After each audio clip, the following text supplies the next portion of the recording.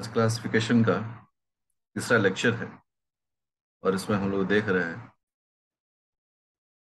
Paramecium के बारे में। हम लोगों ने पिछले दिनों कुछ जानकारियां प्राप्त की थी। उस पीडीएफ को आप जरूर पढ़िए, लेकिन आज कुछ कलम का भी वर्क होगा। हम लोग जो बातें डेवलप किए थे, तो टाइटल दे दे, पैरामीशियम।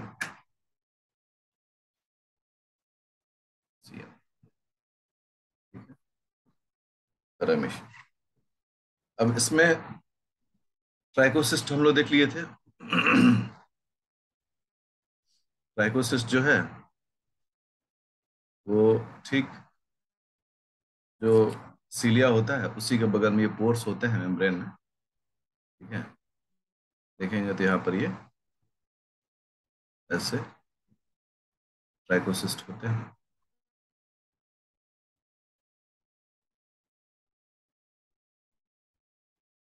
तो ये ट्राइकोसिस्ट का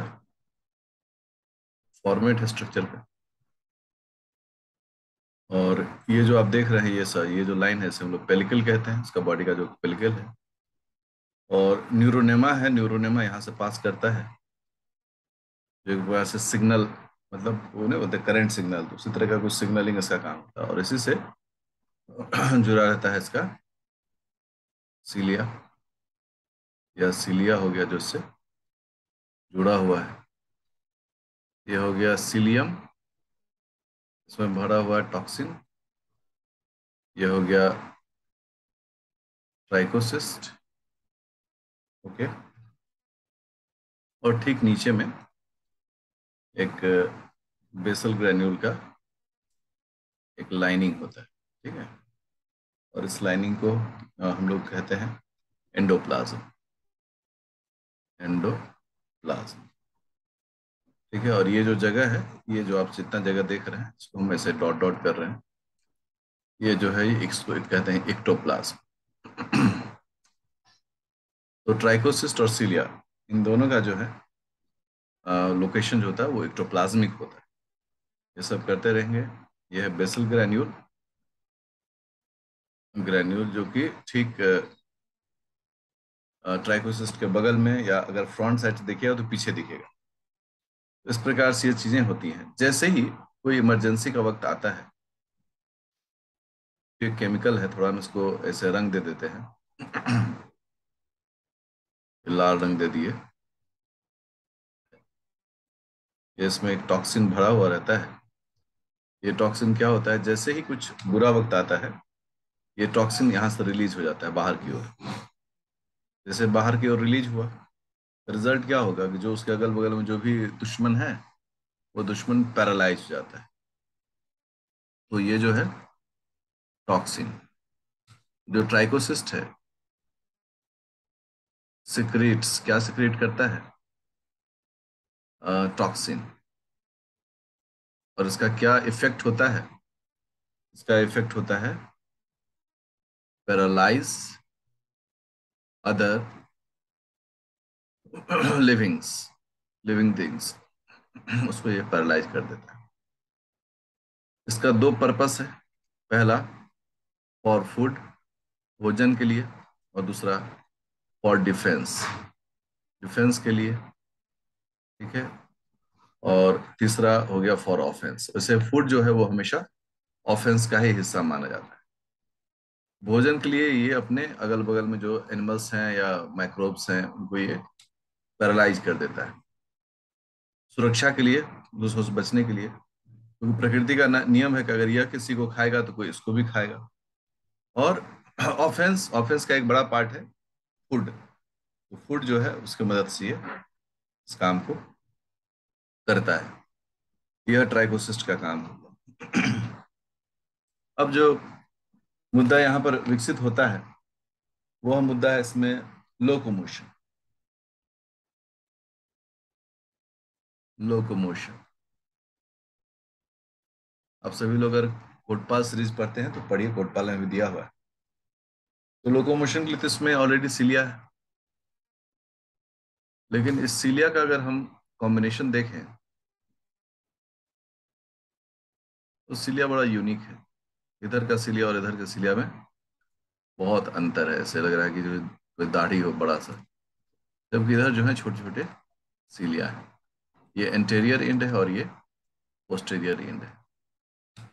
मीनवाइल सीलिया, तो सीलिया के मदद से भी यह लोकोमोशन करता है, और सीलिया को साइलेंट करके भी वो लोकोमोशन करता है। इसमें दो प्रकार का लोकोमोशन मिलता है। पहला स्विमिंग। स्विमिंग को हम लोग फ्री स्विमिंग भी लिखते हैं। फ्री स्विमिंग, तो फ्री स्विमिंग बाय सीलिया, सीलिया के द्वारा। और दूसरा है क्रीपिंग। क्रीपिंग मतलब होता है इसमें नो यूज ऑफ, मतलब ऐसा यूज सीलिया का थ्रो यूज नहीं होता है। ये थोड़ा रेंग कर चलने वाली बात हो रही है। रेंग कर किसी सरफेस पर यदि मिल जाए इसको, मान लो कि ऐसे दोनों का हम मतलब ऐसे समझाते हैं। मान लो एक पानी का बर्तन है, इसमें पानी है और इसमें पैरामीशियम है, सपोज करिए। अगर ये पैरामीशियम, अगर ये पैरामीशियम अगर मूवमेंट कर रहा है तो अपना सिलिया को ये मूव कर रहा है, और रिजल्ट क्या होगा? इस डायरेक्शन मूव करेगा। जिस डायरेक्शन मूव करना होता है उसके अपोजिट डायरेक्शन में सिलिया को। और मान लो कि एक बर्तन में हम एक बेस दे दें, ऐसे बेस, और अगर इस पर पैरामीशियम को चलना है, मान लो पैरामीशियम इस पर है, तो क्रीपिंग के मोशन से ही चलेगा। मतलब वो थोड़ा थोड़ा अपने बॉडी को रेंग कर इस पर मूव करेगा। तो अगर फ्री स्विमिंग है तब तो वो सीलिया का उपयोग करेगा। अगर कोई बेस है वो फिर क्रीपिंग करेगा। तो इस तरह के मूवमेंट को हमेशा समझना है कि ये दो मूवमेंट दो अलग अलग सिचुएशन में करता है, और इसीलिए इस सिचुएशन को हम लोग क्या कहते हैं? स्विमिंग एंड क्रीपिंग कहते हैं। फ्री जब भी होगा तो सीलिया की मदद लेगा, और जब भी कोई बेस रहेगा तो वो हमेशा क्रीपिंग मूवमेंट को शो करेगा। जब भी पोस्टीरियर को मूव करेगा, सारा सीलिया जो है वो इंटीरियर डायरेक्शन में बीट करेगा, इस डायरेक्शन में बीट करेगा, या आगे की ओर बढ़ेगा। और यदि यहीं पर उसको एंटीरियर साइड से भी जाना होगा, ये सब सीलिया क्या होगा? पोस्टीरियर साइड में बीट करना शुरू करेगा, और ये आगे की ओर जाना शुरू। तो इस तरीके से सीलिया का backward and upward, backward and forward beat करके ये आगे या पीछे अपने शरीर को करता है। अब इसमें आता है न्यूट्रिशन।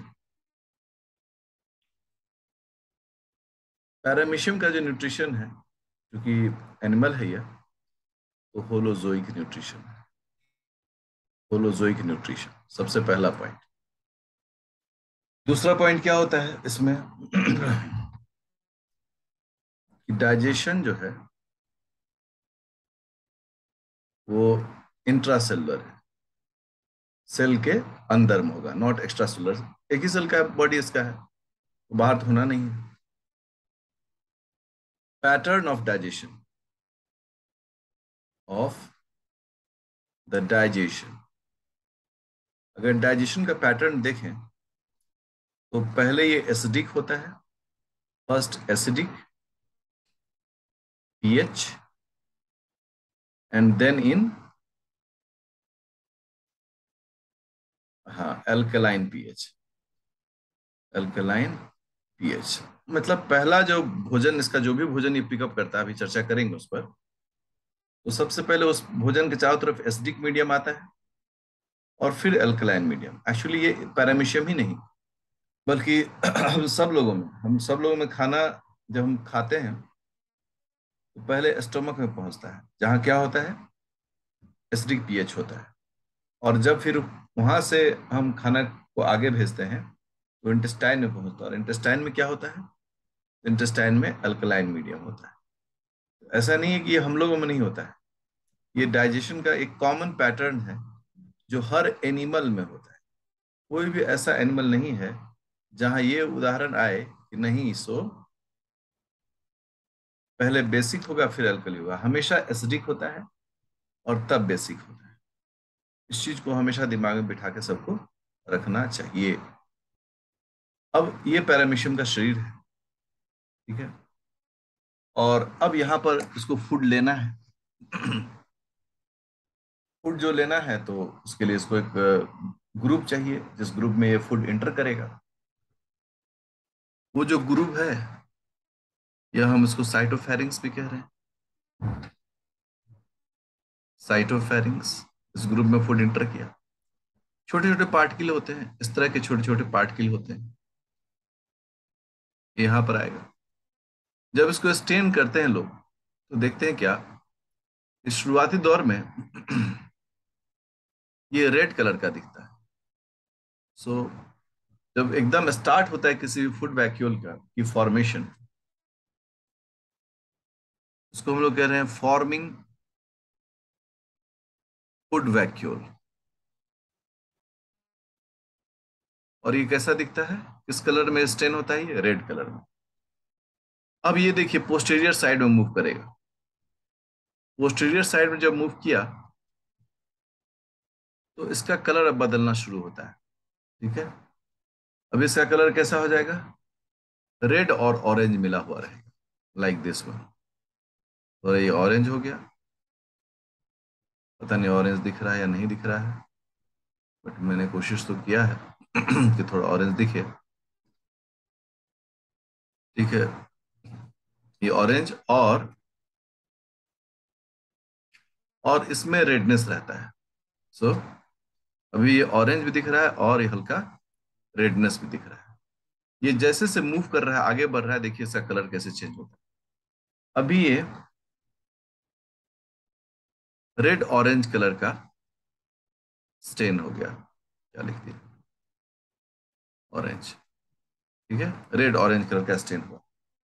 अब ये जो है ना, अब ये यहां से मुड़ा, और अब इसका जो कलर है वह ब्लू ग्रीन हो गया, ठीक है। अब ये ब्लू, ठीक है, और green,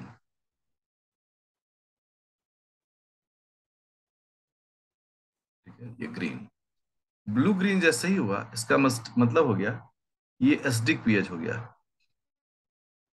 blue green food vacuole. और ये कैसा हो गया, एसिडिक हो गया। फिर आगे बढ़ा, आगे बढ़ा, अभी ऐसा ही है। अभी ये ब्लू ग्रीन ही है। मैं बार बार इतना कलर नहीं करूंगा, लेकिन मैं आपको बता दे रहा हूँ कि ये अभी भी ब्लू ग्रीन ही है, ठीक है। अब ये जैसे ही इंटीरियर साइड में पहुंच जाता है, इसका कलर चेंज हो जाता है। अब ये येलो ग्रीन हो जाता है। कैसा हो जाता है, येलो ग्रीन। मैं कोशिश कर रहा हूँ आपको, अगर ये कलर दिखता हो, ये येलो हो गया और ये उसमें ग्रीन हो गया। सो ये येलो ग्रीन जो है, अब फूड वैक्यूम दिख रहा है कहाँ पर, येलो ग्रीन, येलो ग्रीन। और फिर ये आगे बढ़ा, अब सिर्फ ये येलो दिखेगा। जैसे जैसे इसमें केमिकल एक्टिविटी चेंज होती है, वैसे वैसे इसका रंग भी क्या होता है, बदलता है। अब यह सिर्फ कैसा दिख रहा है, येलो दिख रहा है। और येलो मतलब हो गया ये अल्कलाइन। ये सभी फूड वैक्यूल हैं, FV, red orange food vacuole, yellow green food vacuole, याद रखना है। और अब चूंकि इसका काम खत्म हो गया है, लगभग डाइजेशन का काम ओवर हो गया है, तो अब इसमें कंप्लीट ऑरेंज जो है वो दिखेगा। पता नहीं मैं ऑरेंज कैसे बनाऊंगा मैं ऐसे ऑरेंज कर दे रहा हूँ, ठीक है ना। लेकिन ऐसे तो होगा नहीं, इसमें थोड़ा ऐसे मिला देता हूँ, तो मुझे लगता है ये ऑरेंज हो गया है। ऑरेंज का मतलब हो गया कि इसका काम समाप्त हो चुका है। अब क्या होगा, ये जो ऑरेंज है, यह यहां आकर कचरा को बाहर कर देगा। ये जो आप देख रहे हैं ये क्या है, वेस्ट मटेरियल है। ये वेस्ट मटेरियल है, और वेस्ट मटेरियल यहां से निकल गया। ये जो स्ट्रक्चर होता है, इस स्ट्रक्चर को हम लोग क्या कहते हैं? साइटोप्रोक्ट। साइटोप्रोक्ट, जिसे हम लोग सेल एनस भी कहते हैं। यहाँ से वेस्ट मटेरियल जो है वो बाहर निकल जाता है, सेल एनस, या साइटोप्रोक्ट कहते हैं, साइटोप्रोक्ट। ठीक है। इस प्रकार से ये पूरा का पूरा एक श्रृंखला है फूड वैक्यूल के मूवमेंट का। ये जो फूड वैक्यूल का मूवमेंट होता है, मूवमेंट ऑफ फूड वैक्यूल्स, ये अगर आप मूवमेंट्स को देखें, इस प्रोसेस को ही हम लोग बोलते हैं साइक्लोसिस। साइक्लोसिस मतलब होता है सेल के अंदर कोई भी सेल ऑर्गेनेल का मूवमेंट जो होता है वो कहलाता है साइक्लोसिस। तो ये फूड वैक्यूल का साइक्लोसिस है। पैरामीशियम का रिप्रोडक्शन देखें। इसका रिप्रोडक्शन सामान्यतः दो प्रकार के जो होते हैं वही यहाँ पर भी देखा जाता है। एक अंडर ऑप्टिमम कंडीशन, एक तब जब सब कुछ ठीक है, और एक under the stress condition, condition जब बुरा वक्त है। अगर सब कुछ ठीक है, ऑल इज वेल, ये बाइनरी फिशन करेगा। उस फिशन का नाम है ट्रांसवर्स बाइनरी फिशन। फिशन, ठीक है। और अगर स्ट्रेस कंडीशन में है, वहां पर वो करेगा कॉन्जुगेशन, प्लाज्मोडियम का कॉन्जुगेशन। तो सबसे पहला है transverse binary fission. Binary fission का मतलब ये होता है कि एक सेल से दो सेल का फॉर्मेशन होना। लेकिन बाइनरी फिशन माइटोसिस से कैसे अलग है? क्योंकि माइटोसिस में क्या होता है, माइटोसिस में क्या होता है, एक सेल के अंदर में पहले दो न्यूक्लियाई बनेगा और फिर इससे दो सेल बनेगा।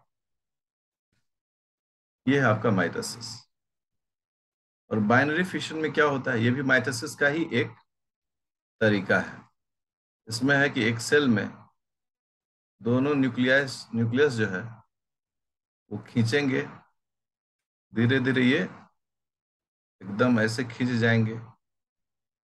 ये बीच में देख रहे हो, क्या देख रहे हैं? न्यूक्लियस। और फिर ये दो हिस्से में टूट जाएगा। तो इसका प्रोडक्ट दो सेल है, डॉटर सेल।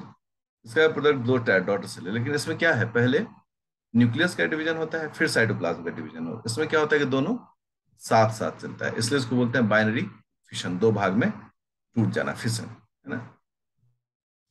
कभी भी इससे कंफ्यूजन नहीं रखना चाहिए कि बाइनरी फिशन और माइटोसिस में क्या डिफरेंस है। सबसे पहला है ट्रांसवर्स बाइनरी फिशन।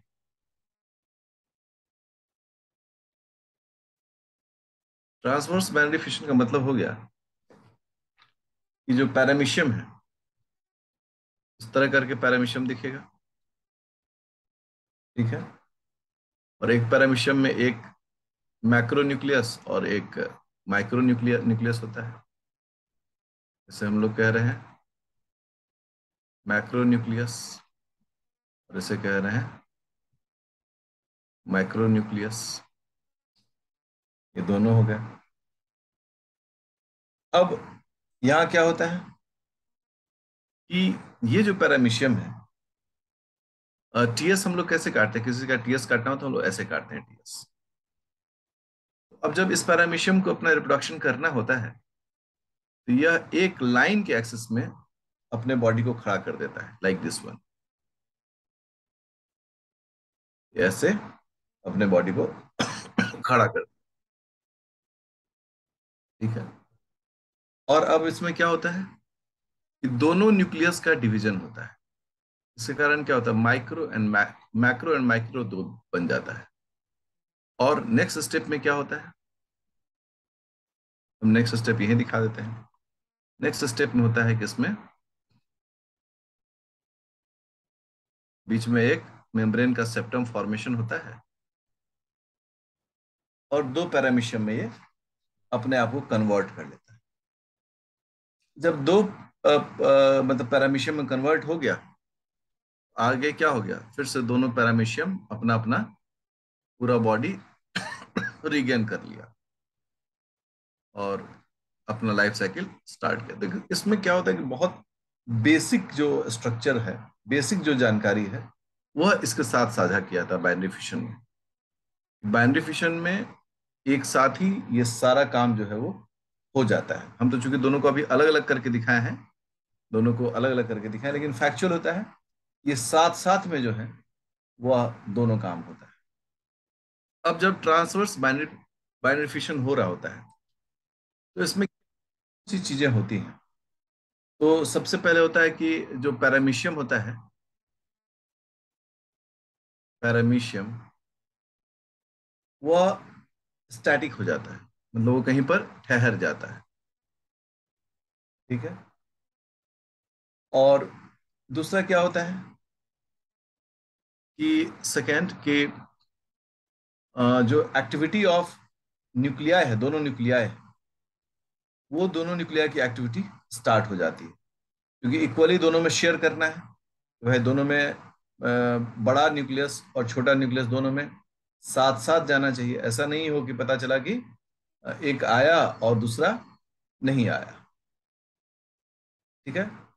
तो दोनों जो है, मतलब मेगा न्यूक्लियस जो है, या मैक्रो न्यूक्लियस को बोलते हैं, मेगा न्यूक्लियस डिवाइड्स, ये डिवाइड कर दो।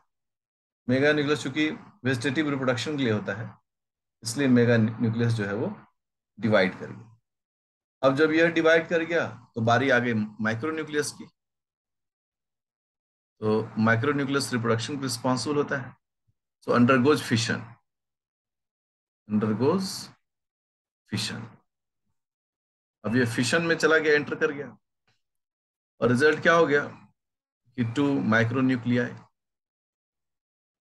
दो माइक्रो न्यूक्लियाई हो गया। और उसके बाद क्या हो गया, ट्रांसवर्स साइटोकाइनेसिस, साइटोकाइनेसिस। और जैसे ट्रांसवर्स साइटोकाइनेसिस होगा, रिजल्ट क्या होगा, बीच में एक मेम्ब्रेन का फॉर्मेशन हो जाएगा।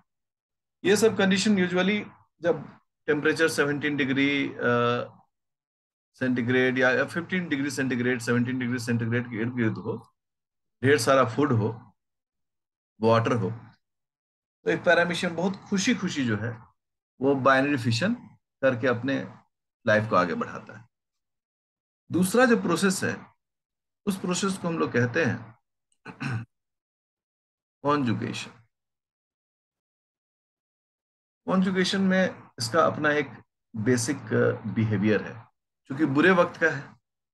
जब बुरे वक्त का है ये, मतलब बैड टाइम, बैड टाइम क्या बैड टाइम है, वेरी हाई और लो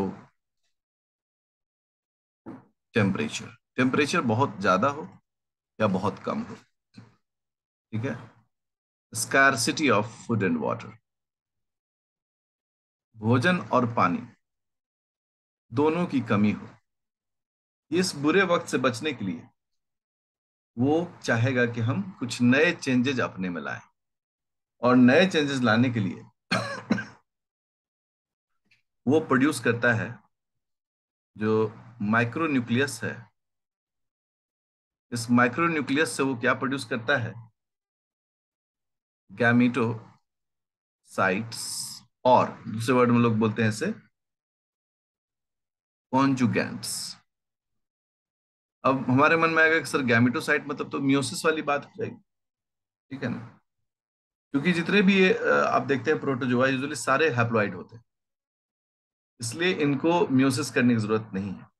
याद रखेंगे इस चीज को। सो ये आराम से अगर डिवाइड कर लें तो काम हो जाए। अब रिजल्ट क्या होता है, पैरामीशियम में ये एक माइक्रो न्यूक्लियस है।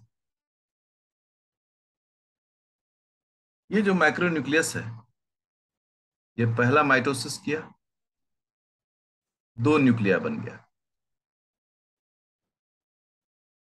टू न्यूक्लिया। फिर एक बार और माइटोसिस किया, माइटोसिस, चार न्यूक्लिया बन गया। देखिए, चार न्यूक्लिया बन गया। अब ये जो फोर न्यूक्लिया है, अब उसमें से नेचर जो है द बेस्ट न्यूक्लियस को चुनेगा और बाकी को हटा देगा। नेचर ने इसको बैड मान लिया, बोला कि नहीं नहीं खराब है, ये भी खराब है, बोला ये भी खराब है। सिर्फ एक को ही हरी झंडी मिली, ये भाई ये जो है अच्छा है। तो रिजल्ट क्या होगा, ये तीनों जो है वो डिग्रेड हो जाएंगे और ये ग्रीन वाला क्या हो जाएगा, सेलेक्ट हो जाएगा। तो नेक्स्ट फेज में क्या होगा कि थ्री न्यूक्लियाई डिग्रेड्स, और एक जो ग्रीन वाला आपने देखा न्यूक्लियाई, ये सेलेक्ट हो गया, और इसे हम लोग क्या बोलते हैं, गैमेटोसाइट। सो नेचर ने यहां क्या किया, नेचर ने ऑप्शन दिया कि चार में से कोई एक को चुनना है। तो किसको चुनना है, द बेस्ट, जो आने वाले बदलाव को बर्दाश्त कर सके। हमारे भी मियोसिस में कुछ इसी प्रकार का ऊजेनेसिस में होता है कि चार जो ओवम बनते हैं उसमें से एक ही सिलेक्ट होता है। The best will have to survive. तो ये जो कॉन्सेप्ट है, ये कॉन्सेप्ट यहां भी आ जाता है। तो चार न्यूक्लिया में से सिर्फ एक न्यूक्लिया जो है वो आगे बढ़ेगा, और बाकी जो न्यूक्लिया है वो ठप पर जाएगा। अब क्या है कि ये एक पैरामीशियम है, और उसके बगल में एक और पैरामीशियम आ गया, और इन दोनों के बीच क्या बन गया, एक कॉन्जुगेट करने वाला ट्यूब बन गया, that is called protoplasmic bridge. Protoplasmic bridge, ये जो प्रोटोप्लाज्मिक ब्रिज है, ये एक्चुअली कॉन्जुगेट करने का एरिया है। ठीक है। अब जब इसमें, देखो अब जब पीछे एक बार चलते हैं, अब जब इसमें ये एक सेलेक्ट हो गया, एक ओहम तो सेलेक्ट हो गया, मैंने इसको काला क्यों कर दिया, मुझे इसको हरा कर देना है। ये सेलेक्ट हो गया, अब क्या होता है, ये जो है ये भी फर्दर डिवाइड करता है, और इससे दो गैमेट्स बन जाते हैं, टू गैमेट्स। ठीक है, दो गैमेट्स। ये जो दो गैमेट्स होते हैं, इनका नेचर देखिए। एक गैमेट जो होगा वो स्टैटिक गैमेट होगा। स्टैटिक गैमेट मतलब ये मूव नहीं करेगा, ठीक है ना, ये जहां है वहीं ठहरा रहेगा। जो स्टैटिक गैमेट होगा वो फीमेल गैमेट कहलाएगा, और एक जो है वो क्या कहलाएगा, माइग्रेटरी, माइग्रेटरी गैमेट, और इसे हम लोग क्या कहेंगे, मेल कहेंगे। ये दोनों जो है वो क्या है, माइक्रो न्यूक्लियस है, माइक्रो न्यूक्लिया है, इसको हमेशा याद रखिएगा। मैक्रो का काम सिर्फ वेजिटेटिव ग्रोथ के लिए। इस प्रकार से जो कॉन्जुगेशन ट्यूब होता है, उस कॉन्जुगेशन ट्यूब से क्या होगा कि जो एक गैमिट है वो गैमिट इसको क्या करेगा, यहां पर भेज देगा इसमें।